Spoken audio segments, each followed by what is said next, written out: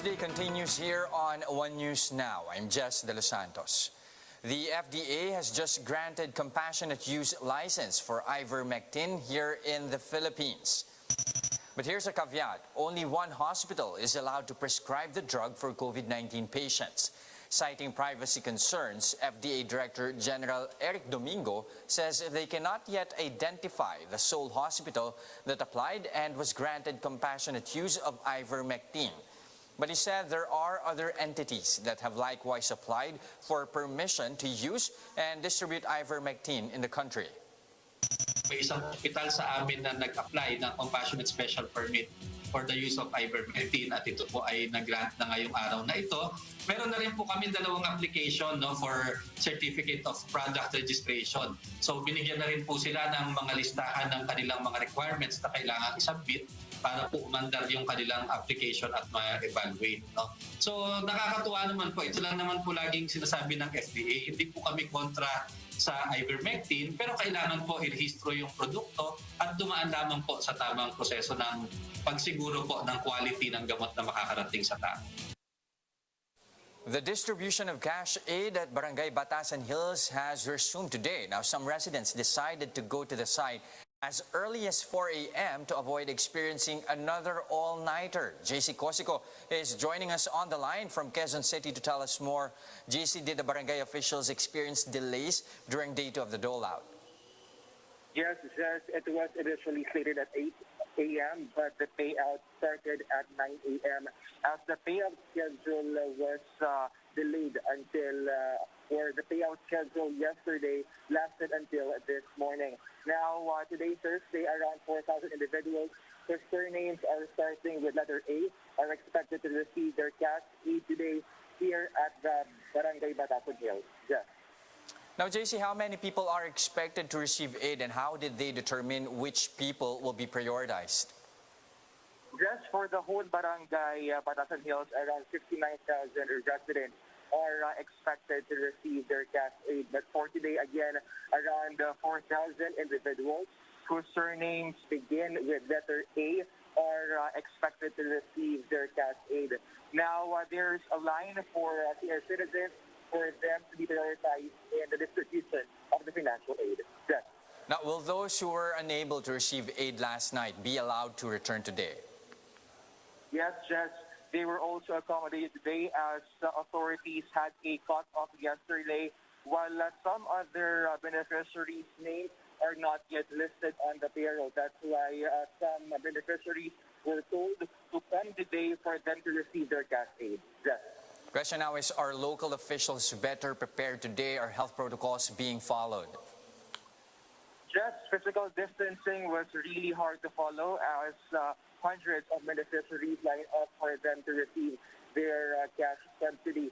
Now, according to barangay officials, they are targeting to finish the distribution of the cash aid in 10 days. In total, how many people is the barangay expecting to receive aid and when are they expected to finish and when will be the next dole-out as well? Just according to the barangay chairman, he's telling us that around 59,000 beneficiaries are listed for the ECP Ayuda, and they are targeting to finish this hopefully in 10 days. But if they need an extension, they would request to the city government for an extension. Yes. Okay, so what should beneficiaries bring with them before lining up to receive aid? Just the beneficiaries were told to bring a copy of their IDs, 3 photocopies of their IDs, and of course, the original IDs. Yes. All right, thank you very much for those updates. JC Cosico reporting to us via phone from Quezon City. The Human Rights Commission says punishing quarantine violators with strenuous physical activities could be considered a violation of the Anti-Torture Act. CHR spokesperson Jackie De Guia explained that the COVID-19 pandemic is a health crisis and not a law enforcement problem. This means violators of health protocols should not be considered criminals and should not be treated as such. Yung treatment dapat sa mga lumalabag, for example, ng curfew ay hindi dapat parang isang kriminal ang treatment sa kanila. Kasi kung susuriin natin yung nature ng paglabag, hindi siya mala inse, yung sinasabing naturally evil. Kumbaga, for example, parang rape or murder na dapat criminal yung treatment mo sa kanya. Kumbaga, yung nature ng crime ay mala prohibita. Pinoprohibit lang ng batas dahil nga nire-regulate mo yung karapatan because of public health or safety. And nade-defeat yung purpose kung gusto mong mag-save ng life dahil sa pandemya, kaya lang sa kustodiya naman ng pulisya, doon ka naman mamamatay.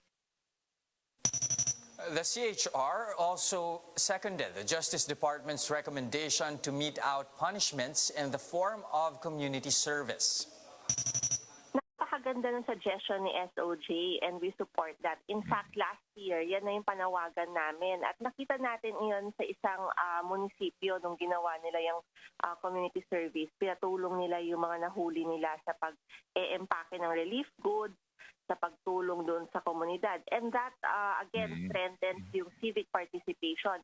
And mas productive in the long run kasi kailangan natin ng mas maraming tao na tumutulong sa LGUs, especially now.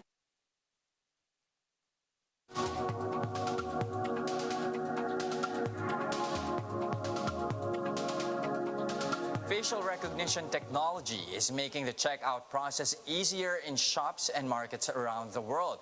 But could it ever replace your wallet? Let's find out in this Bloomberg report.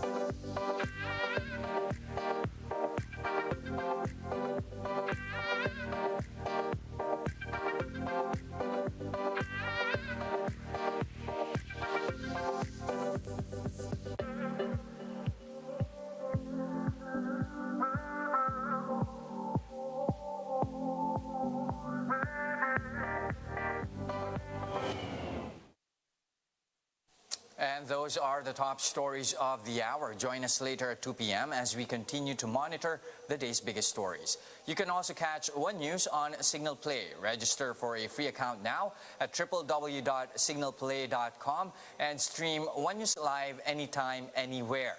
I'm Jess De Los Santos. Mask on, wash hands, and stay safe, Philippines. We are One News.